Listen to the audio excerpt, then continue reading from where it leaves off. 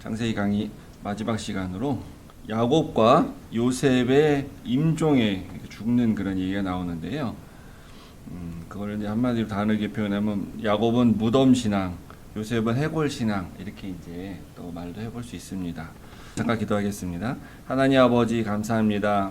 지난 3개월 시간 동안에 창세기를 좀 더 깊이 연구하면서 우리가 하나님 나라의 그 비밀에 또 하나님 계획을 알고 깨닫게 하시니 감사를 드립니다.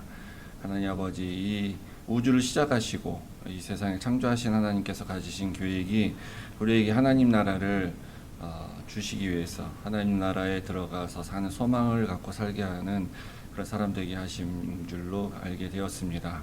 하나님, 우리가 이 하나님의 약속을 믿고 또 변함없이 끝까지 붙들고 사는 모든 우리 성도 되게 하여 주시옵소서. 예수님 이름으로 기도했습니다. 아멘.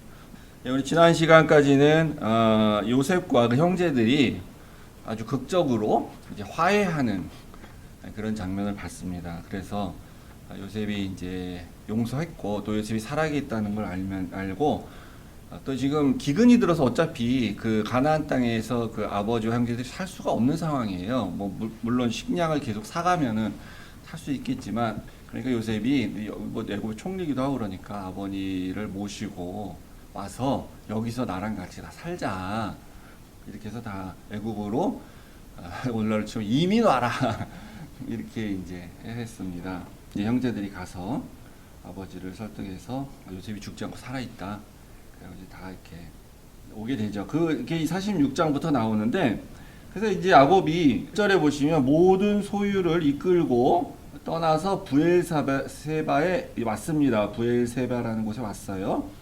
여기서 얘는 이제 이스라엘이라고 호칭을 하고 있죠, 야곱을. 그래서 어떨 때는 야곱이라고 불렀다가 어떨 때는 이스라엘이라고 불렀다가 이렇게 하는데 편리에 따라 불리긴 하는 것 같아요. 근데 이제 어떤 때 특정하게 이게 이 야곱이 하는 행동이나 생각이나 말이 개인의 어떤 것이 아니고 혹은 또 개인의 어떤 걸 하는 걸로 보이긴 하지만 이스라엘이라는 나라 전체, 이스라엘이라는 민족 전체를 대표하는 어떤 그런 모습으로서의 하는 말과 행동이라고 보여질 때는 이제 또 의도적으로 이스라엘이라고 호칭하는 것 같아요. 그래서 여기서 이제 야곱은 여기 내려오는 게 이제 민족을 대표하는 어떤 행동이라는 거예요. 이제 믿음의 결단이긴 한데, 그래서 이렇게 부르고 있습니다. 이제 부엘사바가 어디냐면 우리가 이제 그 할아버지 아브라함 때도 봤지만 애굽으로 넘어가기 전에 있는 국경 도시예요. 그러니까 여기서 이제 가면 애굽입니다. 그 마지막에 온 겁니다. 거기서 하나님께 이제 희생 제사를 드렸다라고 하고 있는데, 왜 여기 와서 희생 제사를 갑자기 드리고 있을까? 그럼 바로 그냥 가면 되는데. 그러면은 뭐 좋게 생각해서 여기까지 인도하신 하나님께 이렇게 완전히 가기 전에 뭐 감사하는 예배를 드리고 뭐 이렇게 그런 의미일까? 그럴 수도 있겠죠. 근데 그거보다는 이 뒷부분을 읽어보면 여기까지는 왔는데 여기 진짜 가야 되냐 말아야 되냐 하는 결정을 못할 때에 하나님의 그 뜻을 구하는 그런 제사였다라고 이제 볼 수가 있습니다. 2절, 3절에 가서 보면은 하나님이 그달 밤에 이상 중에, 그러니까 꿈이든지 환상 중에 야곱에게 나타났습니다. 그때 야곱에게 뭐라 그러냐면 애굽으로 내려가기를 두려워하지 말라, 이렇게. 야곱의 마음을 정확히 알고 계셨는데 지금 야곱이 두려워하고 있다는 거예요, 애굽 가는 거를. 그러니까 우리가 언뜻 볼 때는 사실 두려워할 이유가 없잖아요. 총리인 아들이 자기를 오라 그래서 가는 건데, 가면 뭐 북의 영화가 이렇게 보장되어 있는 걸 뭐 기대하고 가는 건 아니다 할지라도 뭐 두려워할 것까지는 없잖아요. 온 식구가 다 같이 가고 내 아들, 사랑하는 아들, 내가 그렇게 편애했던 아들이 총리로 있다는데, 그리고 또 옛날에 야곱의 그 인생의 모든 모습을 보면 지금 이 기근든 이 가나안 땅에서 소망이 없잖아요. 여기 살 수가 없어요.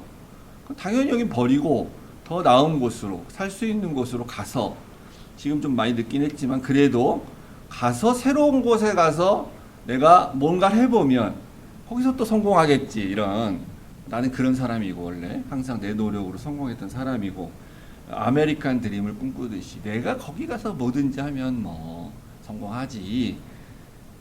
게다가 아들도 총리고 뭐 그런 면에서 두려워할 게 없는데 두려워하고 있다는 건 뭐냐면 그런 어떤 이제 위험에 대한 두려움 그게 아니라 이게 이제 노년의 야곱의 모습에 굉장히 지금 성숙해 있고 달라져 있는 신앙이 굉장히 이제 믿음 좋아진 그런 모습인데 분명히 하나님이 약속이 있었잖아요. 이 가나안 땅을 주겠다. 그랬는데 내가 이렇게 가면 어떡하냐. 여길 주신다 그러면 여기 살아야지 굶어 죽더라도 이런 자세인 거죠. 그냥 가는 게 하나님 뜻인가? 아닌가? 이거 그냥 가도 되나? 하는 그 두려움이 있었다는 거예요. 그러니까 아브라함이나 이삭보다 이 야곱이 노년에는 훨씬 더 영적이라는 걸 이제 볼 수가 있습니다. 그래서 하나님이 두려워하지 말고 가라고 얘기를 해주는 겁니다. 오히려 약속의 땅을 이제 떠나면 안 되는데 이런 굶어 죽더라도 살아야 되는데 이런 거죠. 그래서 이제 뭐라 그러시냐면 네가 이번에 가는데 가지 걱정하지 마. 4절에 보시면은 그러면 내가 너와 함께 애굽에 내려가고 내가 같이 있을 거야. 거기 가더라도 같이 있고 그러니까 세 가지 약속 중에서 같이 있겠다. 주권의 약속 계속 얘기하시고 그리고 반드시 너를 다시 데리고 올 것이다 라는 거죠. 근데 우리가 알다시피 야곱이 살아생전에 돌아오는 게 아니죠. 죽어서 와요. 무덤 이제 장사하기 위해서. 그러니까 이 말씀은 이제 영적인 의미죠. 살아생전이 돌아오는 게 아니다. 그런데 이걸 만약에 야곱이 하나님이 나를 다시 오시게 하신다 그랬지 살아생전에 그럼 돌아오는 건가 보다 이렇게 기대를 계속 하고 있었으면 야곱이 죽기 직전에 흉년이 끝났거든요. 7년 흉년이. 그래서 그러면 흉년도 끝났으니까 이제 우리 가나안 땅 가서 살아야 되지. 요셉은 아직 물론 총리하고 있지만 그렇게 생각하고 계속 살아있는 동안에 가나안 땅으로 돌아가야 된다. 고향으로 가야 된다. 뭐 계속 그랬을 거 아닙니까? 노년에. 그게 아니었죠. 그러니까 야곱이 그런 고집을 피우지 않았던 것 같아요. 그러니까 이 말이 그게 이제 이 성숙하고 영적인 건데 요 말이 내가 살아있을 때 데려가신다는 게 아니라는 걸 깨닫고 죽은 다음에 날 거기다 묻으면 된다. 그게 이제 하나님이 나를 데려오시겠다라는 그런 생각을 이렇게 받아들일 수 있던 것 같아요. 그러니까 우리가 이제 사실 노년이 될수록 그 나이가 들수록 자기가 물론 신념일 수도 있는데 저도 잘 모르겠어요. 더 나이 들면 어떻게 될지. 신념이라고 생각하는데 그게 고집일 수 있어요. 착각. 그거 포기해야 돼. 나이 들수록 그걸 포기해야 돼. 그게 하나님 뜻이에요. 그래서 다 내려왔습니다. 그래서 하나님이 가라 그러니까 내려왔는데 이제 8절부터는 누가 내려왔는지에 대해서 소개를 하고 있어요.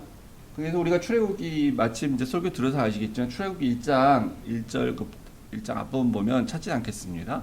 야곱의 12아들을 이렇게 쭉 이름을 얘기하고 전부 70명이더라 라고 얘기하죠. 그래서 그때 70명이 이제 지금 이 들어가는 순간에 70명인데 누가 70명이냐고 소개를 하고 있는 거예요. 그러니까 아들들 중심으로 이렇게 얘기를 하는 겁니다. 아들하고 손자까지. 손자 중에도 아들이죠. 이제 15절에 보면 레아 이제 첫 번째 부인이었잖아요. 라의 언니. 레아를 통해서 이제 아들과 그 아들들 손자까지 하니까 근데 여기는 그 5절에 디나도 합했다. 이렇게 여자 한 명 디나를 합해 줘요. 그래서 33명이다. 그 다음에 이제 그 레아의 종이었던 실바를 통해서 난 아들과 손자까지 해서 16명. 그리고 라헬을 통해서 난 자손 14명. 그리고 여기에는 요셉하고 요셉의 아들 므낫세과 에브라임까지 들어가는 겁니다. 그리고 이제 그 베냐민이란 또 아들이 있었겠죠. 그래서 14명. 이제 그 또 라헬의 종이었던 비엘하를 통해서 난 자손 7명. 이렇게 하고 다 더하면 70명이에요. 그래서 70명이다 이렇게 얘기하는데 숫자도 의미가 있죠. 이렇게 이 33명하고 16명을 더하면 이게 49명이잖아요. 그죠? 49명. 그리고 여기 이제 14명, 7명 더하면 21명. 그래서 70명인데 성경에 7이라는 이제 숫자는 의미가 있는 거거든요. 7 완전수로서 하나님의 7일 창조 뭐 7 이렇게 이제 보는데 그래서 7이 반복되는 거. 그러니까 벌도 77배, 뭐 700배, 777배 이렇게 하는 거는 하나님의 완전한 축복. 벌을 77배 받는 건 물론 축복은 아니지만 하나님 완전히 풀로 개입하셔서 내리시는 거다. 그런 뜻이겠지. 그래서 이게 70영이고 이제 아들들도 이렇게 49명 더해서 49명 됐을 때 7 곱하기 7. 7이 7번 반복된 축복이다. 이런 뜻인 거예요. 또 21명도 14명이나 7도 의미지만 바로 뭐 27이 14, 7 이렇게 하지만 더했을 때 이제 21명 그러면 7이 3번 반복돼서 7, 3, 21 7이 3번의 축복 뭐 이렇게 그렇게 이제 볼 수 있습니다. 그래서 상징적인 숫자에서 정확히 70명이 아닐 수 있어요. 사실은 그렇게 맞추는 겁니다. 근데 이제 그 사도행전 7장에 가면 스데반 집사가 그 설교를 하면서 이제 모세 얘기도 하고 이렇게 막 야곱 얘기만 할 때 그 애굽에 내려간 그 우리 조상 자손이 75명이다 이렇게 얘기해서 사도행전 이렇게 나옵니다. 이 성경이 이렇게 서로 틀리지 않아 이제 이런 비난을 할 수 있는데 근데 이 성경을 모르는 사람들이 하는 얘기야. 그러니까 성경은 여기에 정확히 맞는 게 중요한 게 아니에요. 그러니까 그 당시 고대 사회의 세계관에서. 근데 이제 어쨌든 왜 스데반은 75명이라고 했냐? 구약도 사본이 이제 여러 가지가 있는데 어떤 사본에 75명이라고 기록된 사본이 있었어요.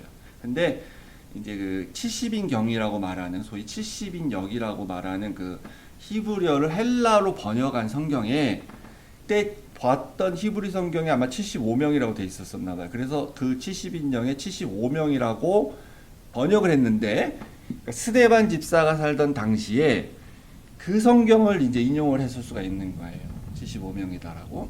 그러면은 이제 신학자들은 왜 그는 거긴 75로 돼 있냐 했을 때 에브라임과 므낫세가 요셉의 아들이잖아요. 근데 이 뒤에 나오지만 요게 이제 그 르우벤이니 시몬, 레위 이런 사람들하고 하면 족하고 삼촌이죠. 그 작은 아버지, 큰 아버지들이잖아요. 근데 이제 요셉이 그 12지파에서 빠지고 에브라임과 므낫세가 이제 12지파에 그 들어갑니다. 하나의 지파에 그러니까 이제 그 삼촌들하고 동등하게 되는 거예요. 그죠? 그러니까 이제 이 여기서 지금 70명 아까 거기 할 때 그 원래 뭐 루벤, 레위, 시므온 이런 사람 아들들까지 이렇게 다 센 거잖아요. 그래서 에브라임과 므낫세의 아들들까지 지금 거기 5명이 있다 이렇게 이제 얘기하는 거거든요. 그래서 75명이다 이렇게 말합니다. 중요한 건 아니고 이제 하여튼 그런 거예요. 그래갖고 이렇게 다 70명이 이제 내려갔죠. 그리고 이제 47장은요 가면은 이제 와서 이제 고센 땅이란 곳에 이 가족을 살게 합니다. 바로 왕이 거기서 살라 그래서 너희들이 뭐라고 살았냐? 그랬더니 우리는 목축하는 사람입니다. 그랬더니 그러면은 내 양들 내 가축들도 잘 돌보고 그래 그쪽 땅에 살아라 하면서 이제 아버지랑 형제들 중 5명을 데리고 이제 바로 인사를 하러 가요. 인사를 하러 갔는데 이제 야곱이 바로를 보자마자 바로를 위해서 축복 기도를 합니다. 그러니까 이렇게 손을 들고 축복을 하듯이 했겠죠, 고대사에. 근데 여기에 그냥 요즘 우리 관점에서 보면 기도해 줬나 보다, 축복했나 보다. 바로 야곱이 나이 많은 어른으로서. 근데 요거 그 당시에 그거 하면 안 되는 거예요. 그렇게 이상한 거죠, 되게. 축복은 그 왕이 해주는 거예요, 왕이. 강자가 약자에게 왕이. 근데 저 어디 듣도 보도 못한 가나안 땅에 거지 노인네가 와가지고 지금 먹을 거나 하러 왔던 비록 아들이 총리지만 내가 총리하는 시나 요셉의 아버지지만 그러나 이게 지금 축복할 상황은 아니거든요, 야곱이.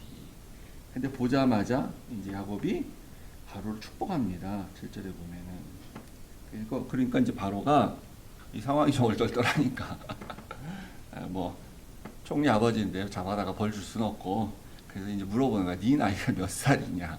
그래서 했더니 130살입니다. 나이가 많아서 좀 노인이 그런가 보다. 약간 좀 노망이도 좀 났나 보다. 이렇게 생각을 할 수 있겠죠. 그러니까 이제 요 모습은 우리가 어떻게 보냐면 요게 야곱의 믿음이라고 보는 거예요. 야곱의 믿음. 야곱이 이전의 그 모습이면 지금 바로한테 와가지고 이렇게 조아리면서 바로의 또 환심을 어떻게 자기가 사가지고 뭔가 여기서 어떻게 뭘 해보려고 하고 그런 모습이 야곱의 모습인데 그게 아니라 지금 이런 행동을 하는 건 뭐냐면 내가 130년을 살고 하나님 믿고 살아왔는데 세상 나라 그거 아닙니다. 나는 하나님 나라의 백성으로 하나님의 왕 대신 나라의 백성으로 살고 있는 사람입니다. 그러니까 내가 당신은 지금 전 세계를 호령하는 애굽이란 제국의 왕이지만 말은 그렇게 안 해야 되는 거죠. 당연히 물론 축복만 하는 건데 내가 볼 때 당신 별거 아니에요. 당신은 그냥 이 세상에 없어질 그런 세상 나라의 왕으로 살다가 죽을 사람이고 나는 영원하신 하나님 나라의 그 백성으로 살 사람이니까 아니 내가 더 당신보다 더 높은 사람이고 내가 더 위대한 사람이고 하나님 모르는 당신 같은 사람은 내가 당신을 축복해줘야 되는 오늘날로 치면 이 불쌍한 영혼 지옥 가게 될 영혼 하나님 몰라서 지옥 가게 될 영혼이기 때문에 난 당신 너무 불쌍해 나한테 축복해줘야 돼 이런 그런 믿음이라고 볼 수가 있는 거죠. 세상 안 부러워하는 거. 이걸 이제 노년에 야곱은 다 깨달았다 볼 수 있습니다. 그래서 여기 이제 신약에도 비슷한 사람 한 명 나오는데 사도행전 26장에 이 바울이 그랬어요. 잡혀갔어요. 죄수로 이렇게 결박돼 있어. 뭐 수갑 차고 있든지 뭐 몸이 묶여 있는지 모르지만 그래서 아그리빠라는 왕에 가서 바울이 뭐라 그러냐면은 막 전도를 했어요. 간증을 하고 그랬더니 아그리빠가 네가 적은 말로 나를 권하여 그리스도인이 되게 하려는도다. 네가 이게 이런 아주 하찮은 일을 가지고 나를 이렇게 전도하려고 그래? 꼬시려고 그래? 그랬더니 바울이 뭐라냐면 내가 이른 말은 적으나 뭐 말이 적거나 아니면 이제 내가 죄수이니 하찮아 보일지 몰라도 근데 내 말 이걸 듣고 오늘 내 말 듣는 모든 사람도 다 나와 같이 되기를 원한다. 나와 같이 하나님을 믿는 사람 되기를 원한다. 단지 난 지금 묶여 있으니까 이렇게 내가 결박된 거 외에는 그러니까 왕의 입장에서 보면은 웃기는 얘기죠. 지금 재판부에 들어온 죄수가 이렇게 묶여 있는 죄수가 재판장을 향해서 왕을 향해서 당신들도 나같이 돼야 돼. 나는 비록 이렇게 묶여 있지만 이거 말고는 난 다른 게 하나 당신들한테 하나도 꿀릴 게 없는 거야. 이렇게 말을 하고 있는 거죠. 그래서 우리가 오늘도 이렇게 살아야지. 그냥 너무 그냥 비굴하게 그냥 비굴하게 그냥 이제 우리 대한민국이 우리 사모님은 뭐 한국 뉴스 잘 모르실 테니까 그런데 미국도 뭐 맨날 그런 얘기 많겠죠. 근데 이제 한국 요즘은 미슈가 많이 있는데 뭐 진실은 뭔지는 몰라요. 물론 당연히 우리가 그거를 이제 정황만 보고 판단할 수는 없겠죠. 한국의 어떤 정치 상황에 그 연루된 사람들. 근데 하는 모습이 다 굉장히 비굴해. 세상 권력에 지금 눈치 보고 아부하고 그래서 어떻게 뭐 머리 조아리고 그러니까 전혀 정의롭지 않고 올바른 길이 아닌 것 같은데도 어쩔 수 없이 거기에 충성할 수밖에 없는 뭐 갈등은 본인이 속으로 하고 있을지도 모르겠어요. 그리스도인이면 그러면 안 되거든요. 교회 소위 말해 교회 장로란 사람들이면 그런 국회의원들, 그런 뭐 장군들, 군인들, 그러면 그렇게 살면 안 되지. 양심 고백해야 되는 거죠, 사실은. 근데 그렇지가 않습니다, 이제. 근데 여기 이제 그렇게 해서 이제 바로와의 대면이 있고 나서 이제 기근이 당연히 더 심해지죠. 이게 누적된 거니까 첫해, 둘째, 셋째, 넷째, 7년째 갔으면 뭐 그때는 뭐 아비규환인 거죠, 뭐 하여튼. 그래가지고 이제 여기 요셉의 토지법이 나옵니다. 47장 20절부터. 근데 이게 굉장히 중요한 건데 이제 먹을 게 없으니까 땅이 있는데 땅에다 농사를 져도 아무 소출이 없으니까 어쩔 수 없이 요셉한테 와가지고 이 곡식을 사야 되는데 이제 돈도 다 떨어져. 그럼 어떻게 해서 내 땅을 팔아서 내 땅을 가지시고 곡식을 좀 주십시오. 이렇게 해서 이제 토지를 팔게 돼요. 그러니까 주로 땅 부자들이 그렇게 했겠죠. 그러니까 귀족 당시에 세력가들 이런 사람들. 그리고 뭐 평민들도 땅을 좀 갖고 있을 수는 있었겠지만 그거는 뭐 크진 않겠죠. 당연히. 그래서 팔게 됩니다. 근데 이게 이제 왜 중요하냐면 그 왕권의 강화라는 거는 여러 가지가 있을 수 있는데 왕실이 땅을 많이 갖고 있어야 돼요.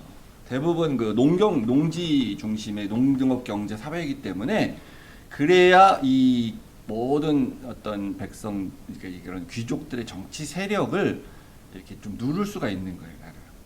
그러니까 귀족들이 왕보다 더 땅이 많아, 왕보다 더 부자야. 그러면 이제 벌써 이렇게 좀 어려워지는 거죠. 그래서 이때가 이제 힉소스 왕조라고 우리가 추정이 되는데, 지난번 소개해드린 것처럼 이게 저쪽에 살던 민족이 군사력을 가지고 와서 애굽에서 이제 정복을 해가지고 정권을 잡고 왕이 됐기 때문에 주로 백성과 귀족층은 그냥 애굽 토착민이 훨씬 많을 가능성이 있어요. 그러니까 이들하고 견제해 서로 이렇게 갈등 관계가 있어요. 그러니까 이들을 확실하게 이제 기를 죽이면서 왕권을 강화하는 방법은 땅을 이제 왕이 더 많이 가져야 되는데 강제로 더 뺏을 수는 없는 거잖아요. 그럼 반란이 일어나죠. 그리고 민심이란 거 다 있는 거니까. 근데 이제 자동으로 이렇게 와서 파는 그런 상황이 된 거예요.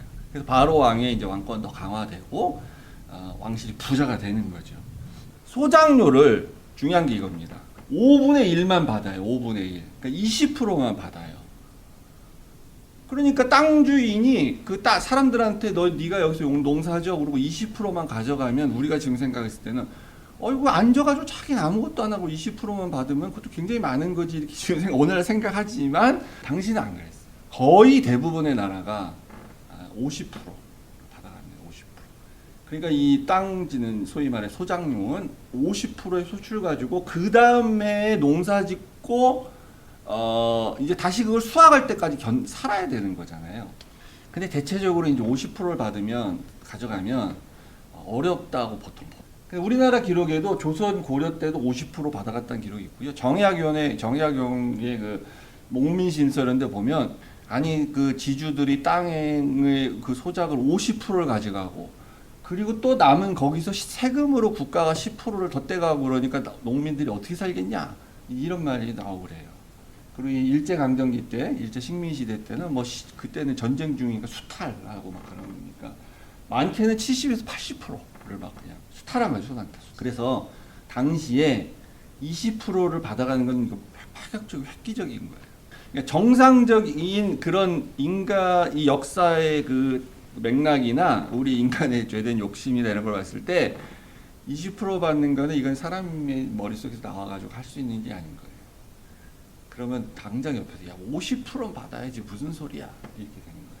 그래서 이게 하나님의 그 놀라운 법인데 이제 그래서 이게 성경이 얼마나 역사성이 있고 사실성이 있는가를 이제 보여주는 그런 것이기도 합니다. 그런데 이제 특이한 게 제사장들의 땅은 사지 않았어요. 제사장의 땅은 사지 않았다라고 하죠.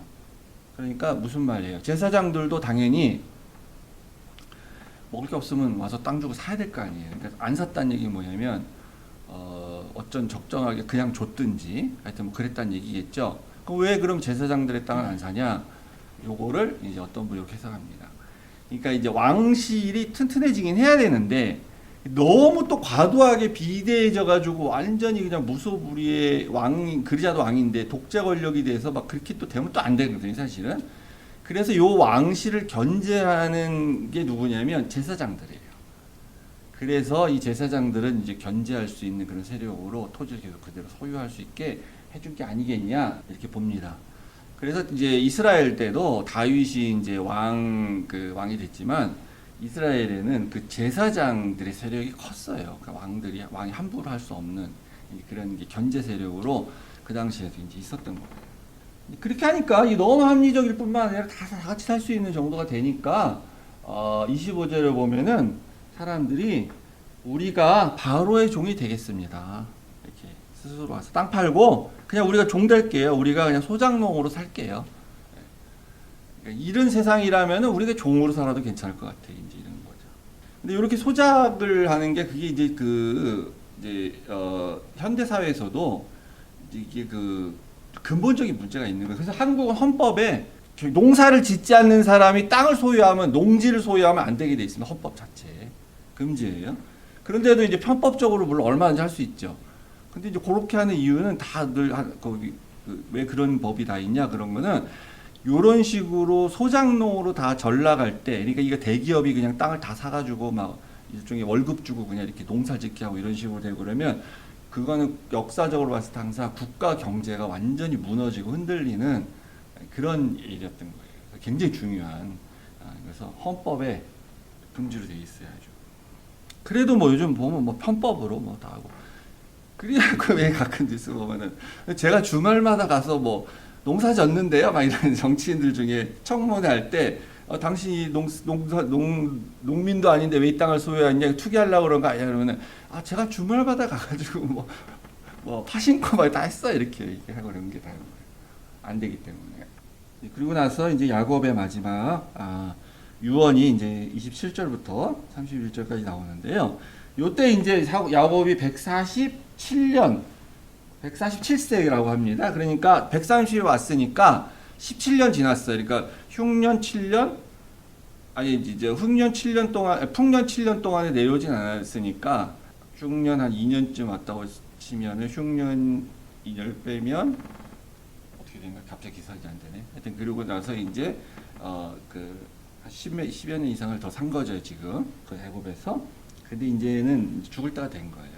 그러니까 아까 그 구절에서 봤듯이 내가 너를 반드시 여기서 다시 데려오겠노라 한 하나님 말씀을 내가 생전에 나를 그렇게 하시는 거라고 만약에 생각했으면 야곱이 흉년이 끝난 이후에 계속 요셉한테 나는 고향가 살아야 된다, 난 고향 돌아가야 된다 계속 그랬을 거 아니에요.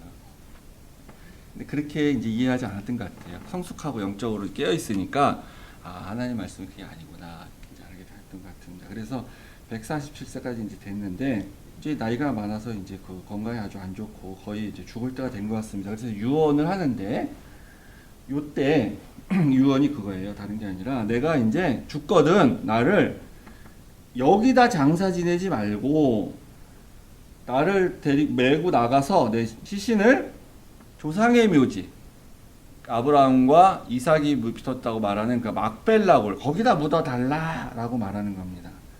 그랬더니 요셉이 31절에 네가 맹세해라 그랬더니 요셉이 맹세를 해요. 그래서 이스라엘이 침상 머리에서 하나님께 경배하니라 라고 하는데 그러니까 요셉이 맹세해서 이제 경배한 거예요 하나님께. 그러니까 요셉이 이렇게 약속을 함으로 말미암아 하나님의 뜻이 내가 죽은 이후에도 반드시 이루어지겠구나. 내 소원이기도 하지만 하나님의 약속이 이루어지겠구나 하면서 경배를 한 거죠. 그래가지고. 그게 이제 침상머리라는 건 뭐냐면 이제 침대에서 일종의 이제 겨우 일어나서 끄트머리, 침대 끄트머리 프레임 뭐 이런 데 겨우 붙잡고 그리고 앉아서 이제 얘기를 했다는 겁니다. 근데 우리가 알고 있는 그 히브리서 11장, 소위 말해 믿음장이라고 부르는 거기 11장에 보면은 아브라함은 뭐 이래서 믿음으로 뭘 했고 뭐 이렇게 그 우리 믿음의 조상들의 이렇게 하나의 최고의 믿음의 행위를 하나씩 꼽는 그런 게 나오잖아요. 그때 야곱의 그 인생 그 파란만장한 인생 중에 많은 믿음의 행동들이 있었는데 근데 뭘 꼽냐면은 요걸 딱 꼽는 겁니다. 최고의 믿음의 행위로. 근데 여기에는 사실 여기 두 가지가 좀 이제 겹쳐 있어요. 믿음으로 야곱은 죽을 때 요셉의 아들에게 축복하고 그거는 48장이 뒤에 나옵니다. 그거랑 그리고 그 지팡이 머리에 의지하여 경배하였다. 이 지팡이 머리가 다른 말로 번역하면 이제 침상 머리와 같은 말이에요. 그러니까 여기에 이제 아마 히브리 기자가 요때 유언하고 그 다음에 나중에 또 이제 요셉의 두 아들을 축복하고 또 유언하거든요. 그러니까 요걸 같이 이렇게 보고 이렇게 쓴 것 같아요. 그래서 아들들에게 축복한 거랑 그리고 나서 그 결과로 침상 머리에서 하나님께 경배한 거. 이것이 바로 최고의 믿음의 행위다. 그럼 이게 왜 최고의 믿음의 행위냐? 나를 죽으면은 막벨라 굴에 가서 묻어달라. 그게 왜 최고의 믿음의 행위냐? 뭐 여러 가지 각도에서 볼 수 있겠지만, 아니 우리가 이제 오늘날 관점에서 보면 그렇잖아요. 죽으면 끝이지 무슨 꼭 거기 가서 묻혀야 돼? 그러면 온 자식들 요셉부터 해서 물론 하겠지만. 그 얼마나 번거로운 일입니까? 저 자식들한테. 거기 가나안 땅까지 다 가야 되잖아요, 뭐 식구들이. 그럼 이제 오늘날 신학으로 보면 아니 여기 묻히나 거기 가서 묻히나 다 하나님 나라고 다 하나님 어디든지 계시고 그렇지 무슨 꼭 거기 가서 묻혀야 되나? 이제 그런 생각도 들 수 있지 않습니까? 근데 이제 오늘날 관점이고 요때 당시는 야곱에게 있어서 그렇지가 않은 거예요. 그러니까 야곱의 그 땅에 대한 약속의 믿음, 확실한 믿음은 내가 살아서 그 땅을 비록 소유하고 살진 못했다 할지라도 근데 그 약속은 반드시 나중에 이루어질 거거든요. 그 이루어지는 게 그럼 내 거가 되려면 어떻게 해야 되냐? 나한테 이루어진 게 되려고 그러면 어떡하냐? 그게 그래서 바라는 것들은 실상이 되는 거죠. 히브리서에 말하는 것처럼 11장 1절에. 그래서 그러면 나는 최소한 내가 죽어서 해골이 됐지만 그래도 내가 거기 가서 묻혀 있음으로 말미암아 그 약속이 미래에 나에게 그리고 현재 있는 나에게 뭐 이렇게 실상화되는 그런 현재화되는 그런 거다라고 이제 생각하는 거죠, 당연히. 그게 이제 믿음의 고백인 거예요. 시간적으로는 지금 이 믿음의 고백이 400년을 이렇게 넘어가는 거예요. 400년 뒤에 출애굽할 때, 여호수아 정복 전쟁 할 때, 그때를 내다보면서 지금 뭐 굳이 그렇게 해야 될 필요 없을 것 같은데 그걸 뭘 일부러 이렇게 하려고 번거롭게 하는데 그게 아니고 그게 이제 믿음의 행위라는 거죠. 400년 뒤에 있을 일에 대해서. 그래서 뭐 고려 시대 때에 한 400~500년 뒤에 대한민국이란 나라가 생길 거를 믿고 그래서 400년 전에 뭔가 어떤 행위를 해. 그렇게 대단한 거죠. 그래서 이게 최고의 믿음이라는 거예요. 후손들이 봤을 때. 그래서 요셉의 이제 48장은 요셉의 두 아들들을 야곱이 축복하는 이제 장면인데요. 이렇게 이제 유연하고 좀 시간이 약간 지났을 수 있습니다. 이제 어떤 사람이란 건 뭐 야곱을 좀 시중드는 그런 사람이었을 거예요. 요셉이 보내가지고 당신 아버지가 지금 이제 곧 죽을 것 같다, 임종하실 것 같다 그 얘기를 합니다. 그래서 요 얘기를 듣고 물론 당연히 요셉이 아들로서 와야 되겠죠. 그러니까 요셉은 그러니까 여기 좀 왕궁에 떨어져 있고 왕궁 근처에 살고 요 고센 땅에 여기 살고 이제 나머지 형제들은 이제 아버지 있는 요 근처에 나머지 다 살고 있었던 거예요. 그래갖고 요셉이 이제 아들이 오는 이제 가는데 아버지를 보러 요때 자기의 두 아들을 데리고 옵니다. 그러니까 여보 아들들 왜 데리고 왔을까? 뭐 당연히 할아버지가 곧 죽게 됐으니까 아들도 당연히 데리고 와야죠. 근데 이제 뒤에 보면 이제 축복을 하잖아요, 아들들을. 요셉은 우리 아버지 야곱이 죽기 전에 하나님의 대리자로서 이제 족장들이 그 당시에 하나님의 어떤 대리자로서의 축복을 하는, 그래서 아브라함이 이삭을 축복하고 이삭이 야곱과 에서를 축복하는 것처럼 야곱이 죽기 전에 나뿐만 아니라 내 아들들까지도 축복해 주기를 원해서 이제 데려온 거예요. 돌아가시기 전에 받아야 되겠다 생각해서. 그거는 이제 왜 걱정을 하냐면 다른 형제들의 그러니까 아들들 자기 요셉 입장에서 조카들은 혈통상으로 다 히브리인입니다. 100% 순혈이에요. 근데 자기 아들들은 반반이에요. 반은 애굽인이고 반은 이제 히브리인이고 혼혈이죠. 그래서 얘네들이 요셉도 이제 믿음이 있고 다 신앙이 있죠. 그리고 아버지 할아버지도 들었을 때부터 있었던 이야기도 다 알고 있고 요셉도 당연히 그렇게 알고 있겠죠. 그러면 이제 이 하나님의 자녀가 된다는 것, 하나님의 백성이 된다는 것, 또 다른 말로 하면 하나님 나라의 백성이 된다는 것에 있어서 내 아들들은 반만이 히브리인인데 여기 들어갈 수 있을까, 얘네들이? 하나님의 거룩한 백성으로 이렇게 편입이 될 수 있을까? 야곱의 아들들로, 야곱의 그 후손으로 이렇게 기록이 될 수 있을까? 이런 걱정이 좀 있었겠죠. 뭐 야곱이 요셉하고 이런 대화를 하지 않았어도 이제 그걸 다 알고 야곱이 그래서 축복을 해주는데 이제 그렇게 해서 왔는데, 그래서 아까 읽었던 그 히브리서 11장 21절을 또 보시면은 거기에 두 번 이제 이게 두 사건이 같이 나온다 그랬죠. 요때 야곱이 죽을 때에 요셉의 각 아들들에게 축복한 것, 그게 최고의 믿음의 절정이라는 거예요. 최고의 믿음의 절정. 야곱의 믿음의 최고의 순간. 그러니까 야곱이 죽기 직전에 마지막으로 하는 어떤 행동이 있는데 요게 두 아들을 축복해 준 거예요. 근데 그게 최고의 믿음이다. 왜 그러냐? 이제 뒤에 49장에 가서 보면 나머지 11명의 아들들 다 축복하는 그런 장면이 나오는데 그게 아니고 요 장면이라는 거예요, 최고가. 왜 그런가는 이제 이렇게 뒤에 보면 알 수 있는데, 그래서 야곱이 이제 그 하기 전에 한 가지를 생각이 냅니다. 뭐 생각이 낸 게 아니겠죠. 늘 그 평생에 그 머릿속에 있었던 거죠. 하나님이 그 주신 축복의 약속을 다시 얘기를 해요. 하나님이 예전에 나한테 나타나셔서 가나안 땅 루스에서, 요게 이제 베델로 바뀌기 전에 이름입니다. 루스. 그때 형의 그 노여움을 피해서 도망갈 때 돌베개를 베고 잤던 그 베델 땅, 거기서 하나님이 나타나셔가지고 내게 복을 주시며, 근데 하나님이 통치하신 하나님 주권 얘기한 거예요. 그 다음에서 뭐라 그랬냐면, 너로 번성하고 생육하고 번성하게 해서 너에게서 많은 백성이 나게 내가 해주겠다. 아브라함과 이삭에게 얘기했던 그 약속 그대로예요. 자손에 대한, 백성에 대한 약속. 그 다음에 이 땅에 대한 약속. 그렇게 해갖고 땅도 주겠다고 약속하셨어. 그때 하나님이. 그걸 다시 얘기를 해요. 그래서 이제 내가 네 두 아들을 축복을 하겠다. 에브라임과 므낫셋을. 그러면 야곱 입장에서 봤을 때 하나님의 이 약속이 성취가 반드시 될 것인데, 그럼 하나님의 약속이 성취되는 이 하나님의 원대한 계획에 나는 무엇을 할 것인가? 이 죽기 직전에 마지막으로 할 수 있는 게 뭐냐?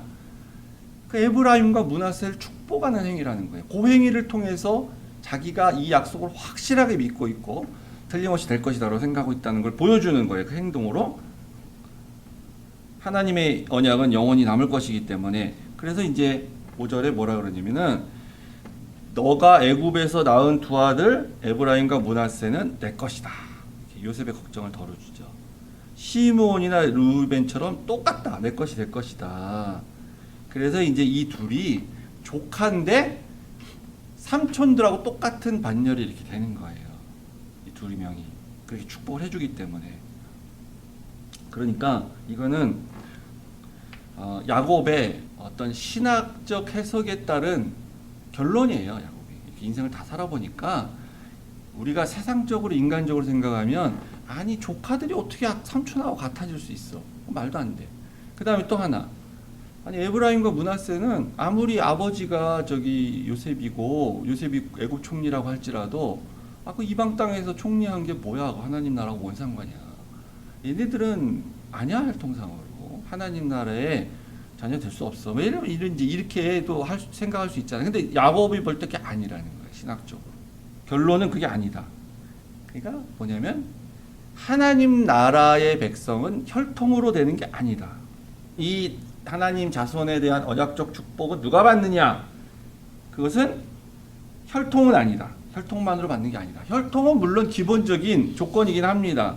그러나 그걸 중요시 여기지 않는 사람은 못 받아요. 에서와 같이, 이스마엘 같이.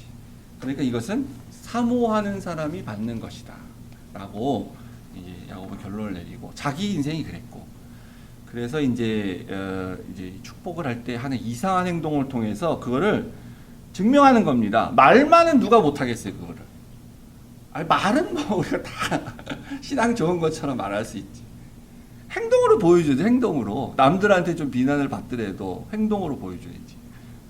그래서 이제 이 두 아들 축복할 때 야곱이 주권적으로 그렇게 한 것 같아요. 물론 하나님의 영광을 받아서 하나님의 뜻을 따라서 한 거긴 한데, 왜냐하면 이제 10절에 보시면은 이스라엘이 눈이 나이로 말미암아 어두워서 보지 못하더라 이렇게 딱 얘기해주고 하잖아요. 그러니까 지금 야곱도 아주 이렇게 나이가 많기 때문에 눈을 앞을 못 보는 상태입니다.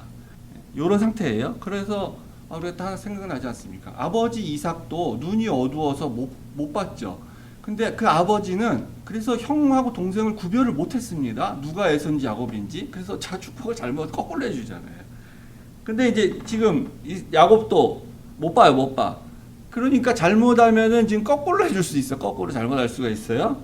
여기 이제 특이한 장면이 나오잖아요. 그러니까 이제 요셉이 생각하기를 이제 아버지가 손자를 축복해 줄 텐데, 므낫세가 맏아들이니까 당연히 그 아버지의 오른손으로 므낫세의 머리 위에 손을 얹고 축복해줘서 장자로서 축복해주시고, 에브라임은 차남이니까 왼손으로 이렇게 축복해주시고, 그러니까 둘이니까 이렇게 얹어서 머리에 축복을 하면 되겠구나 해서 자기가 이제 마주보고 있으니까 왼쪽에 므낫셋을 데리고 아버지 오른손 쪽으로 데리고 가고, 자기의 오른손으로 에브라임을 데리고 이제 아버지 왼손으로 가서 이렇게 앞에 딱 갖다 놨더니 야곱이 축복을 하는데 그럼 요렇게 딱 하면 되는데 그렇게 안 하고 요렇게 X자로 엇갈려서 딱 쭉 하더라 이거예요. 그래서 요셉이 보고 이상해서 아니 아버지 눈이 어두워서 지금 잘못 보고 하시나 보다. 바뀌었어요 아들들이. 그렇게 하시면 안 돼요. 그랬더니 야곱이 뭐라 그러냐면 나도 다 안다. 알고 있다는 거예요. 지금 누가 맏아들이고 누가 둘째 아들인지에 대해서.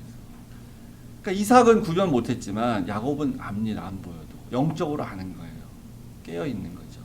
성숙하고.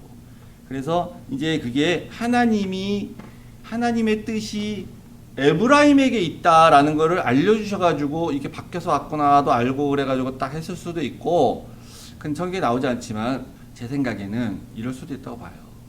야곱의 이건 주권적인 독단적 행동일 수도 있어요.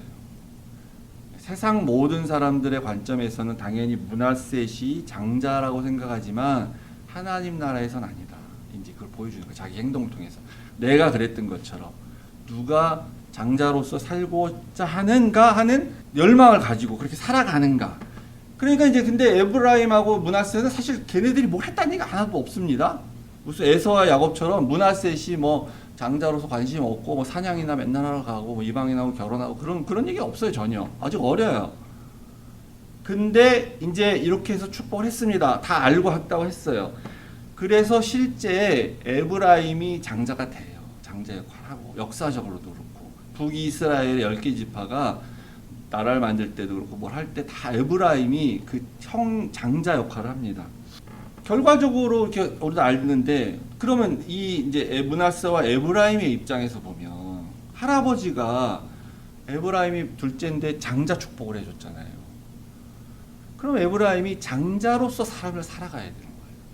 근데 그렇게 축복은 받았는데 얘가 그렇게 살고 싶지가 않아. 아니 우리 할아버지가 그때 눈이 어두워가지고 이상한 행동을 하시고 뭐 구별 못해가지고 그냥 이상하게 축복을 하셨어. 그냥 쓸데없이 왜 나한테 이렇게 손을 엇갈려가지고 그렇게 하셨던 거야. 나는 그냥 얼떨떨하게 그때 받았지만 에이 그 할아버지 실수하신 거지. 이렇게 생각하고 살았으면 에브라임이 장자가 못 되죠. 스스로가. 근데 에브라임이 그렇게 살지 않았던 것 같아요. 그래서 이제 에브라임이 실질적 장자의 그런 역할을 합니다. 그러니까 노년의 야곱은요 이삭보다도 거룩하고 어떻게 보면 아브라함보다도 더 거룩하고 분별력이 있다고 보여집니다. 야곱은 그래서 거룩의 대명사입니다. 거룩의 대명사. 사람이 참 뭐 믿음하고 또 이렇게 우리가 성품이 바뀌고 또 인격이 바뀌는 거하고는 좀 그렇게까지 바뀌는 사람도 물론 많이 있는데 크게 기대하기는 힘들 것 같은데 야곱도 물론 죽을 때나 돼서 이렇게 된 거죠. 본성이 막 왠지 바뀌었어 진짜. 성화됐어요. 본성을 완전히 뛰어넘어서 이렇게 바뀐 거룩한 성품 하나님 주셨는데 하나님의 은혜를 계속 구하는 그런 삶을 사니까 결국에는 죽기 직전에 그렇게 된 거 아닌가 싶습니다. 그렇게 해서 이제 이 두 아들을 이게 요셉의 두 아들이기 때문에 요셉의 한 지파로 이렇게 한 나라 한 민족 지파라고 할 수 있고 민족이라고 할 수 있는데 그렇게 축복한 게 아니라 요 둘을 각각 축복해서 두 지파가 늘어난 거예요. 이렇게 되니까 결과적으로. 그러면 나머지 11형제가 있잖아요. 11지파가 있고 에브라임 므낫세 13지파가 되잖아요. 근데 이제 이스라엘이 12지파가 되는 게 이제 상징적 숫자로서 12지파가 이제 나중에 돼서 이스라엘 나라를 구성하게 되는데 13이잖아 지금. 그래서 그렇게 한 건 아니고 다 계획이 있으신 거겠지 당연히.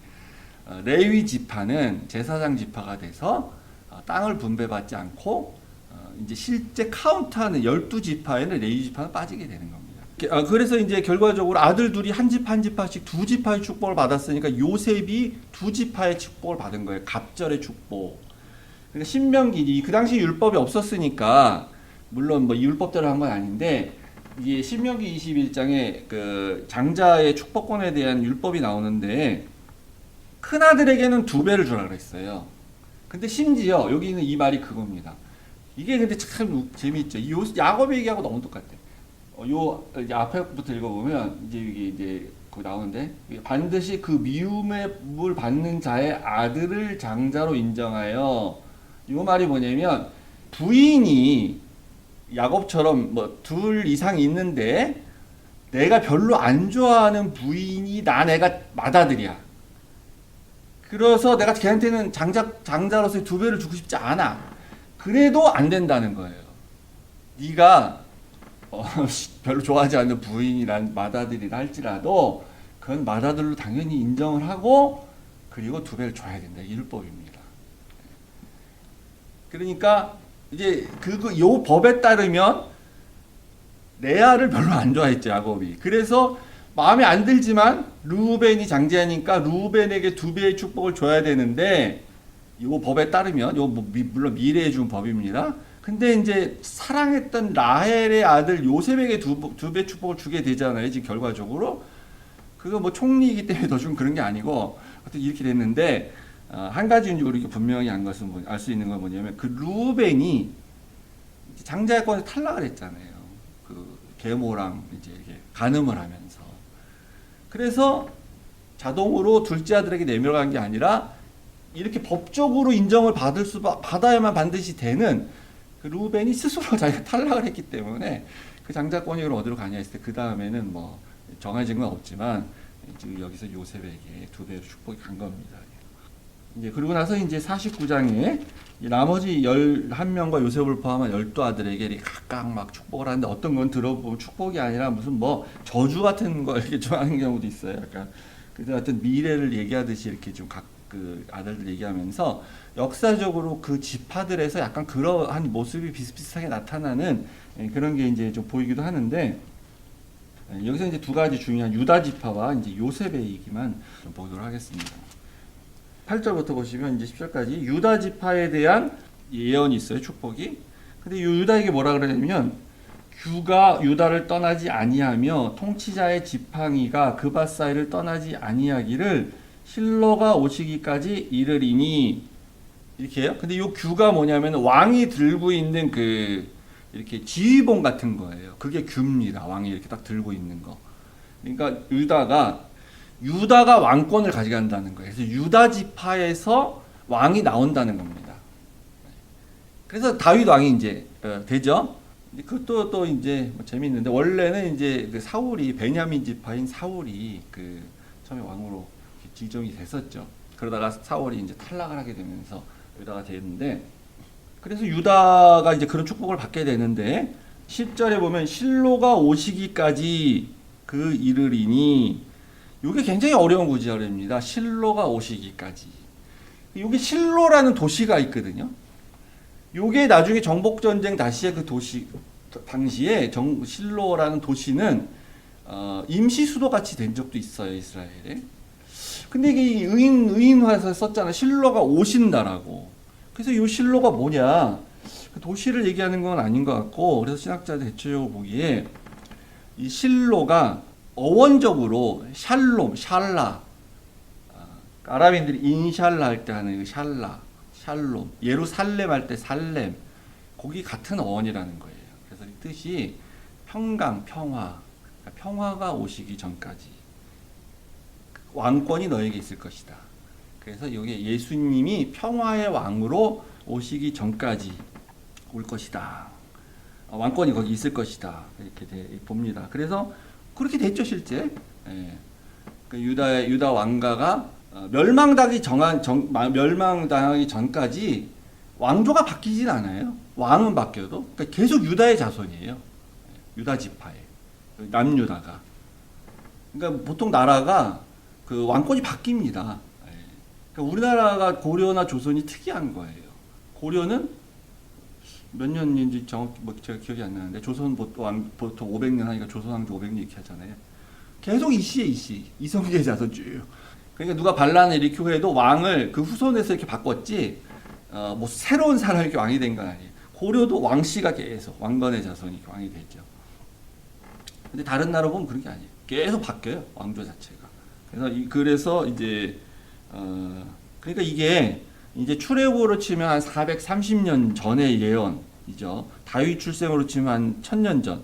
예수님은 오시기 전 한 2000년 전의 예언이에요. 여기 이렇게 이 시간을 충분히 염두에 두고 미래에 대한 그것으로서 한 예언 혹은 축복이라고 볼 수 있기 때문에 이게 후대에 이게 막 이렇게 이걸 무슨 소설 쓰듯이 짜맞춘 게 아니란 거죠. 이거 어떻게 그걸 후대에 이렇게 맞출 수가 있겠어요, 그대로. 그럴 수가 없는 거죠. 근데 이제 그러면 유다는 왜 이렇게 왕의 지파가 될 수가 있냐? 여러 가지를 우리가 볼 수 있는데 유다의 일단 자세입니다. 자세. 그래서 유다가 비록 이방 여자랑 막 마음대로 결혼도 하고 막 이랬는데 그걸 또 다시 며느리인 다말하고 그런 문제도 있고 그랬는데 근데 유다가 그걸 통해서 보여준 게 뭐가 있냐면 비록 죄를 짓고 실수는 하지만 시시비비는 정확히 가리는 사람이란 거예요. 그리고 그걸 인정을 해. 내가 잘못했다 그러잖아요. 네가 더 옳다 그러고. 그렇지 않은 사람이면 얼마든지 며느리를 모함하고 이렇게 요즘을 치면 언론 조작해가지고 며느리가 죄인이다 그러고 불로 하향시킬 수 있죠 사실은. 시아버지가 인정을 하잖아요. 정확하게 옳고 그름을 판단을 하고. 요게 왕으로서의 자질에 가장 사실은 필요한 거거든요. 그러니까 왕도 잘못하면 인정도 하고 이래야 되는 지도자 인정. 또 설득력이 있어요 유다가. 요셉을 죽이자 하고 막 형제들이 그랬을 때 유다가 나서서 막 설득했을 때 동생들이 듣잖아요. 죽이면 우리가 뭐 하겠냐. 팔자 차라리 노예로. 그래서 생명을 살리잖아요 유다가. 이렇게 설득할 줄 압니다. 지도자는 반드시 좀 이런 게 있어야 돼. 설득을 할 줄 알아야지. 막 무슨 명령하고 윽박지르고 그러면 되는 게 아니잖아요. 그리고 또 요새 말하는 많은 거 있죠. 공감 능력이 없다 이런 거 지도자가. 공감 능력 좀 있어야 돼 제발 좀. 근데 유다가 요셉 때에도 그런 온정적 태도 동생에 대해서 보여주죠. 형제에 대한 그런 것도 보여주고 나름 공감하는 거죠. 그 다음에 베냐민을 데리고 와서 이렇게 포로로 잡으라 그럴 때 우리 아버지가 그럼 우리 베냐민이 없어지면 또 죽을 거다 그래가지고 내가 대신 잡혀 있을 테니까 내가 대신 죽을 테니까 베냐민을 제발 좀 풀어달라 이런 아버지에 대한 연민 있죠. 이게 다 공감 능력이에요 전부. 그러니까 오늘날 당 옛날 왕도 그렇지만 이거 옛날 왕보다는 사실 오늘날 지도자에 대해 필요한 덕목이죠. 좀 설득도 좀 할 줄 알고 지도자가 공감 능력 당연히 좀 있으면서 시시비비는 정확하게 판단하고 비록 자기가 실수해도 인정하고 이런 사람이 이제 왕이 돼야 된다. 그래서 그런 게 아닌가 생각할 수 있어요. 요셉의 축복은 우리가 야곱의 축복 노래에도 나오지만 이게 굉장히 탁월한 그런 아름다운 걸 축복하게 되죠. 뭐 간단히 볼게요. 너는 무성한 가지이고 이게 무성한 가지인데 어떤 나무냐면 샘 곁에 있는 무성한 가지. 여기 물이 말라서 뿌리에서 뭐 수분이 없어서 열매를 맺지 못하는 그런 나무가 아니고 항상 열매를 무성하게 맺을 수 있는 무성한 가지. 근데 요 가지가 담장을 이렇게 넘어와 있는 가지다. 요셉은 그렇게 축복을 합니다. 울타리를 넘어가는 축복. 그래서 요게 이 고대사에도 그런데 오늘날 우리나라도 그렇답니다. 어느 지역을 딱 가는데 뭐 배나 감이 그 집 담장을 넘어가지고 이렇게 가지가 와가지고 바깥에 딱 열려 있어. 그러면 그걸 따서 먹어도 그거는 절도가 아니에요. 오늘날 법에도 그렇다고 합니다. 왜냐하면 여기 이제 넘어온 거기 때문에. 근데 이제 그 주인이 그러겠어요. 너 왜 내 거 떼먹었어? 그러고 이제 뭐 고소한다 그러고 뭐 경찰 신고한다 그럴 수 있는데 법이 그렇지 않대요. 괜찮은 거랍니다. 그러니까 요건 뭐냐면 요거는 나그네들이나 뭐 길 가는 사람이나 모든 사람에게 나누어 주는 그런 열매다 이런 거야. 너만 갖는 게 아니고. 요셉은 이스라엘만 이렇게 먹여 살리고 이게 이스라엘 민족만 구원하는 사람이 아니고 온 세상에게 열방의 복이 되는 근원되는 울타리를 넘어가는 축복. 그래서 이렇게 요셉이 예수님의 상징이기도 한데 예수님의 오심에 대한 예수님의 축복은 이스라엘 민족만을 위한 게 아닌 거니까 울타리를 넘어가서 모든 이방 민족에게 그렇게 복을 주는 그런 복음이 그런 거죠. 그러고 나서 이제 다시 한번 마지막에 29절 30절에 아들들 11명에 대한 축복을 끝내고 나서 같은 말을 다시 한번 해요. 나를 가나안 땅 막벨라 굴 거기에다가 묻어 달라. 그래서 이것을 무덤 고백, 무덤 신앙이다. 아까 왜 그렇게 꼭 하냐? 번거롭게 한 것 같지만 근데 그게 아니라 굉장한 믿음의 고백이고 행위다 라는 거예요. 그래서 이제 묻어 달라고 하는데 죽어서 무덤에 들어가지만 그 땅에 그래도 묻힘으로써 나는 그 땅을 소유하는 사람이 되겠다라는 거. 언제 될지 모르지만. 그러니까 이런 믿음을 우리가 뭐라 그러냐면 종말론적 믿음이라 그러죠. 재림신앙 혹은 이렇게 할 수 있고요. 그게 있기 때문에 이제 이렇게 하는 거예요. 그러니까 우리가 믿음이라고 할 때 여러 가지로 믿음은 무슨 믿음, 이렇게 무슨 믿음 하면서 말할 수 있는데 부활 믿음, 부활 신앙. 우리 부활 믿어야 된다. 그거 중요한 거긴 해요. 근데 그 부활 신앙은 자칫 잘못하면 나 한 명 내가 부활된다. 내가 구원받았다로 끝날 수 있어요. 근데 이제 그것과 병행해서 동시에 종말 신앙이 있어야 돼요, 우리가. 그래야 미래를 보고 지치지 않고 포기하지 않고 끝까지 갈 수 있는 거예요. 미래의 이 종말론적 신앙을 가지고. 그래서 요셉도 같은 믿음이에요. 50장에 가서 보면은 이제 마지막 죽을 때 요셉이 당장 못 간다는 걸 알았던 것 같아요, 요셉은. 그러니까 이제 요셉도 원하면 죽을 당시에 바로 나를 가나안 땅 가서 묻어달라, 뭐 막벨라고 그래 묻어달라고 하든지 그럴 수 있었겠죠. 그 당시만 해도 노예 상태가 아니니까. 그런데 그렇게 요구하지 않았습니다. 일단 나는 여기 묻히지만 한 400년 후에 4대 만에 돌아온다고 하셨으니까 400년 후에 반드시 당신 후손들이 가나안 땅으로 여기서 안 살고 나갈 겁니다. 그때 그럼 나는 뼈밖에 안 남은 해골밖에 없지만 나를 내 해골을 가지고 가서 묻어달라 이렇게 얘기를 해요. 그래서 이제 요셉의 이 마지막 신앙은 해골 신앙 이렇게 야곱은 무덤 신앙, 요셉은 해골 신앙 이렇게 할 수 있는 겁니다. 그 같은 거예요. 그러니까 종말론적 믿음, 종말론적 신앙이 있었기 때문에 한 거죠. 근데 요셉은요 세겜 땅에 묻힙니다. 세겜 땅, 세겜이죠. 여호수아서 마지막 장에 나오는데 백성들이 요셉을 세겜에 묻었다 이렇게 말해 장사 지냈다. 그 이 세겜 땅이 그 왜 거기다 묻었냐? 뭐 다른 이유는 정확히 모르지만 아까 야곱이 요셉의 아들들을 축복할 때 그 48장 22절에 내가 세겜 땅을 너한테 준다 이런 얘기를 했어요, 요셉한테. 그래서 그 땅의 소유자라는 의미에서 갖다 묻힌 것 같아요. 근데 요 세겜 땅이 어떤 땅이냐면 요게 야곱이 산 땅이에요. 그 예전에 그 딸인 디나가 강간당한 사건이 있었을 때 머물다가 그 전에 거기 정착하려고 그랬는지 왜 밭 사고 땅 사고 막 그랬다 했죠. 그때 거기에 세겜입니다, 세겜. 야곱이 요셉한테 세겜을 준다 그랬으니까 거기다 묻었는지 아니면 막벨라굴에 더 이상 뭐 들어갈 적이 없다든지 아니면 막벨라굴에는 아브라함, 이삭, 야곱 이렇게 그 언약 당사자 셋과 부인 그렇게만 딱 묻어야 된다라고 후손들이 생각을 했는지 그건 모릅니다. 그래서 하여튼 그렇게 됐는데 그 막벨라 굴이 여기인데 요 밑에 이제 굴이 있었던 거예요, 예전에. 그래서 뭐 한동안 뭐 포로 생활하고 가서 살고 뭐 그럴 때 다 잊어먹었겠죠, 뭐 후손들이.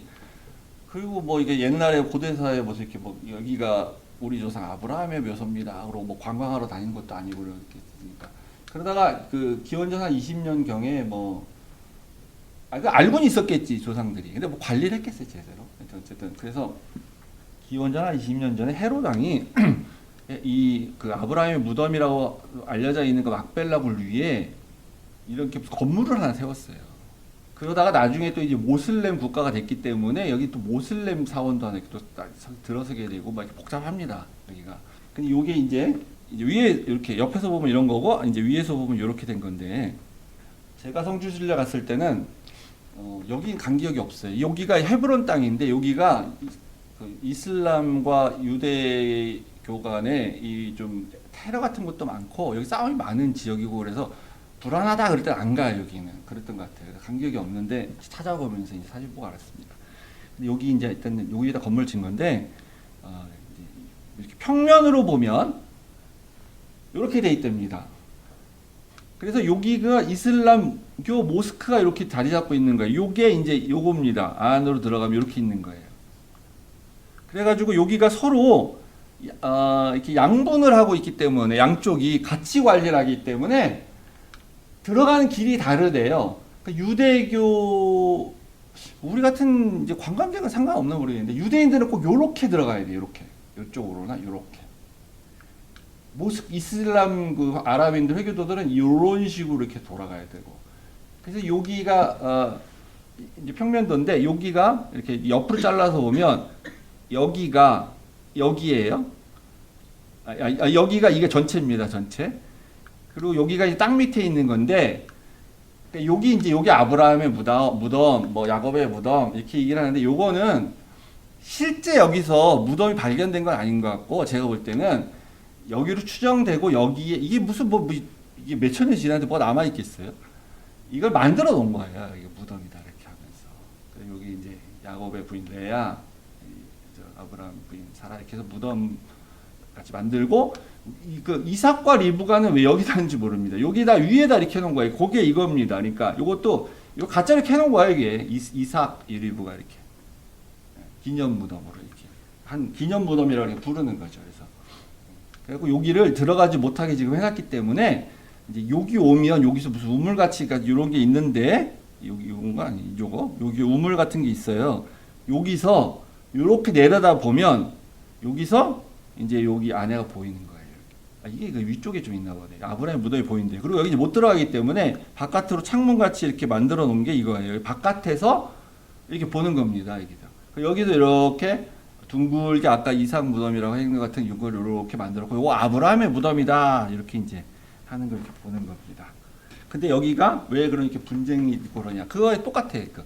굉장히 그러니까 영적인 의미에서 중요한 땅이에요. 그러니까 우리의 조상 아브라함이 아니 우리의 유대인들 볼 때는 물론 당연히 우리의 조상 아브라함인데 우리 하여튼 조상 야곱이 묻힌 이곳 그게 여기가 우리 땅이야. 이거 이스라엘 사람들은 아니야 우리의 조상 에서의 아버지인 이삭이 여기 묻혔어. 우리 또 그 아버지 아브라함. 그러니까 우리 땅이야. 그래서 서로가 양보를 못하고 그런 거죠. 이제 그렇게 있는 싸우는 것 같은. 들어가는 길도 다르고 절대로 양보할 수 없는 지금도 마지막 50장 간단하게 보고 마칠 텐데요. 그래서 이제 아버지가 죽어서 장사 지내고 마지막 형제들하고 물론 이제 화해했습니다. 최종적으로 근데 완전히 화해하는 그 모습이 나오는데 그 아버지가 죽고 나니까 이제 형제들이 야, 이때까지 요셉이 우리한테 용서했다고 말은 하는데 잘도 해주고 막 그러는데 그 아버지 살아계셨으니까 우리를 어떻게 하지를 못해가지고 그런 거 아닐까? 아버지 앞에서 형제를 죽일 수는 없잖아요. 근데 아버지 이제 죽었으니까 이제 우리가 요셉이 우리를 다시 죽일지 몰라. 이제 걱정이 된 겁니다. 그러니까 이 죄라는 게 이제 아유 무감각하면 모르겠는데 죄라는 게 한번 짓고 나서 이렇게 용서받고 내가 정말 죄의식에서 막 이렇게 완전히 벗어난다는 게 쉬운 일이 아닌 것 같아요. 계속 평생 가는 거죠. 와서 요셉한테 뭐라 그러냐면 17절에 이제 아버지가 살아있을 때 이거 전하는 거예요. 아버지가 우리한테 그랬다는 거예요. 요셉한테 가서 절대로 복수하지 말라고 아버지가 했다. 그렇게 얘기를 하는 거죠. 그래서 우리 죽이지 말라 이제 이렇게 얘기하는 거죠. 그랬더니 이제 근데 요셉 입장에서 보면은 이제 그렇게 섭섭한 거죠. 자기는 진짜 완전히 이미 다 용서했는데 아직도 나를 못 믿고 저렇게 걱정을 하고 살고 있구나. 불쌍하기도 하지만 섭섭하기도 하고. 그래서 이제 확실하게 내가 당신들 정말 용서했다는 거를 얘기하는 겁니다. 그래서 19절에 두려워하지 마라. 내가 하나님을 대신하겠느냐. 이게 무슨 말이냐면 그러면 복수는 하나님만이 하시는 거지. 그 복수는 내가 하는 게 아니다. 나는 못한다. 이게 종말론적 신앙이에요. 그래서 종말에 하나님이 복수하실 거기 때문에 나는 안 한다. 그리고 난 용서한다. 만약에 내가 용서했음에도 불구하고 당신들이 무슨 더 죄가 있으면 그 하나님이 갚으실 거다. 이런 얘기죠. 하나님은 악을 선으로 바꾸시는 분이다. 이런 얘기를 고백합니다. 그러니까 이제 말로만 이렇게 내가 그래도 당신들 동생인데 내가 그래도 우리 아버지 한 아버지인데 내가 복수하지 않겠습니다라고 말하는 게 아니고 내가 하나님 앞에 맹세하는데 내가 믿는 하나님이 내가 대신 복수하면 안 된다. 인간이 하나님이 하실 거기 때문에. 그리고 내가 믿는 하나님은 악을 선으로 바꾸는 분이기 때문에 난 안 한다. 걱정하지 마라. 그렇지만 당신들은 잘못했다 분명히. 지적은 해요. 지적은. 악은 지적을 합니다. 용서는 하지만. 그러니까 우리가 이제 그 원수가 없는 이유는 착하게 살아가지고 원수가 없을 수도 있는데 우리가 지적을 안 해서 없을 수도 있어요. 우리가 악을 지적을 안 하니까 원수가 나를 미워하지 않지. 잘못된 걸 잘못됐다고 막 말하면 그 사람이 나를 얼마나 미워하겠어요. 원수가 되는 거죠. 우리가 서로. 근데 우리가 원수가 없다는 건 다른 말로 뭐냐면 내가 악에 대해서 말하지 않고 눈 감고 있고 그렇기 때문에 나를 원수로 생각하지 않는 그런 생각 그럴 수도 있다는 겁니다. 그래서 이제 우리 이렇게 이제 창세기가 이렇게 마치죠. 요셉의 죽음으로 마치면서 요셉의 죽음으로 마치는데 요셉이 완전하게 용서하면서 마치잖아요. 그래서 그 폭력의 악순환이 끊어지는 겁니다. 이때. 그래서 우리가 오실 예수님이 십자가에서 그 폭력의 악순환을 끊으실 것이다라는 것을 바라보면서 기다리게 되는 거고요. 그러니까 이제 우리가 시작할 때부터 얘기했지만 이 창세기의 주제는 이게 무슨 뭐 우리 복주고 그런 얘기가 아니고 하나님 나라를 어떻게 하나님이 만드시는 거냐, 하나님이 어떻게 건설하시는 거냐, 그리고 그 나라 누가 들어갈 수가 있는 거냐 그런 얘기로 계속 보았고, 그래서 해석을 이제 하나님이 주신 아브라함과 이삭, 야곱에게 동일하게 주신 그 키워드 축복, 땅에 대한 축복, 자손에 대한 축복, 하나님 주권적 약속, 그걸 세 가지로 이렇게 보니까 이 모든 이 사람들이 하는 행동과 말이 다 그런 것과 연관이 됐다라는 걸 우리가 볼 수가 있었죠. 그러니까 그래서 세상의 왕국은 이렇게 보복하고 죽이고 징벌하고 폭력적이고 그랬는데 이것을 끊을 수 있는 유일한 왕국, 그건 뭐냐면 하나님이 만드시는 이제 하나님 나라인데 그게 대한 왕국이다. 거기는 어떻게 하냐? 용서와 사랑으로 할 것이다. 이제 구약이 계속 그런 걸 이루어지는 과정이기도 하고 신약에 딱 들어와서 신약이 계속 천국에 대해서 얘기하는 거예요. 예수님이 첫 번째 가리킨 말세지가 회개하라 천국이 가까웠는지라 이렇게 시작하시고 계속 산상수훈에서 계속 천국에 대해서 얘기하시죠. 하나님 나라에 어떻게 들어갈 수가 있는가. 감난산 주제, 강남산 강화에서는 그 주제가 뭐냐면 하나님 나라는 어떻게 이 땅에 들어오는가 하는 하나님 나라에서 예수님도 하나님 나라에 대해서 계속 가르치신 거죠. 제자들도 마찬가지입니다. 계속 하나님 나라를 가르친 거예요. 그래서 사도행전이 이제 사도 바울의 얘기인데 하나님 나라를 말씀하셨다. 하나님 나라를 강론했다. 사도행전 마지막에도 하나님 나라를 전파했고 주 예수 그리스도에 관한 모든 것을 담대히 가르쳤다. 그러니까 하나님 나라를 가리키는 게 예수님을 가리키는 거고 예수님 나라, 예수님의 복음을 말하는 게 하나님 나라를 말하는 거예요. 똑같은 거예요. 그러니까 이 신구약의 핵심은 다 하나님 나라라는 그런 것으로서 이렇게 관통이 연결되는 거죠. 그러니까 무슨 복음이 따로 있고 하나님 나라 따로 있는 게 아니에요. 이게 다 같은 얘기 사실은. 이게 통합해서 다 해석할 수 있는 거죠. 근데 좀 더 우리가 이거 이제 두 가지 관점에서 다 봐야 되지만 자칫 잘못하면 복음, 구원 이런 얘기만 하면은 나만 구원받으면 끝인 거지. 그게 최고지. 전도만 하면 최고지. 이제 이런 거로 너무 지나치게 기독교가 빠질 수 있는 거고 우리가 균형을 잡기 위해서는 하나님 나라를 얘기할 때에 그 하나님 나라에 들어가는 것도 사실 구원이거든요. 그게 복음이거든요. 근데 그 하나님 나라는 종말론적으로 예수님의 재림에 의해서 완성될. 그래서 우리는 여전히 그 과정에 가는 그런 순례자로서의 나그네 인생을 계속 살고 있다고 했을 때 그러면 우리가 이 세상에서 우리의 그리스도인의 책무, 우리는 뭐 세상에 대해서 어떤 관점을 가져야 되나, 우리 생활은 또 어떻게 살아야 되나, 우리가 또 이렇게 지엽적인 걸 수도 있겠지만 이렇게 정말 원수 같은 미워하는 사람들과의 관계에서 어떻게 해야 되나, 원수는 어떻게 용서해야 되나, 뭐 이런 것들도 우리가 어떻게 살아야 되는지에 대해서 좀 볼 수가 있는 거죠. 그래서 창세 이렇게 봤고요. 모든 성경을 또 이런 관점에서 보면 좀 더 하나님의 근본적인 뜻에 잘 접근해서 해석을 잘 할 수 있다고 생각이 됩니다. 여기 마치고 잠깐 기도하겠습니다. 하나님 아버지 감사합니다. 지난 한 3개월 동안의 시간 동안에 부족한 자지만 하나님 아버지께서 영감 주셔서 하나님 말씀 보게 하시고 또 먼저 많이 깨닫게 해주시고 또 깨달은 것을 또 성도들에게 같이 나누게 하시니 감사를 드립니다. 성경의 시작이 창세기를 우리가 이렇게 깨달았으니 하나님의 말씀에 진리의 말씀이 성경을 이런 관점에서 우리가 더 잘 앞으로 더 이해해 나아갈 수 있도록 하나님 도와주시고 축복하여 주시옵소서. 예수님 이름으로 기도했습니다. 아멘.